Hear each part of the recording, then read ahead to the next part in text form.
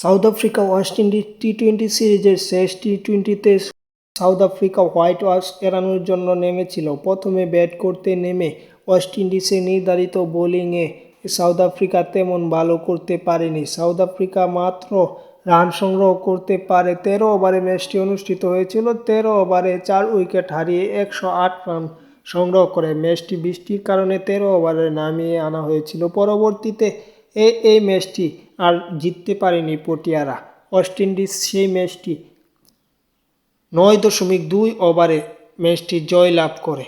ম্যাচটি 2 উইকেট হারিয়ে তারা 116 রান করে। পরবর্তীতে এই ম্যাচটি তারা জয় ছিনিয়ে নেয়। ম্যাচের শাই হোপ 24 বলে 42 রানে অপরাজিত থাকেন এবং 13 বলে রান করেন 35 রান। সব কিছু মিলে এই ম্যাচটি সহজভাবে জিতে সিরিজে 3-0-তে সিরিজ শেষ করলো বা পটিয়াদের হয়টাস করলো।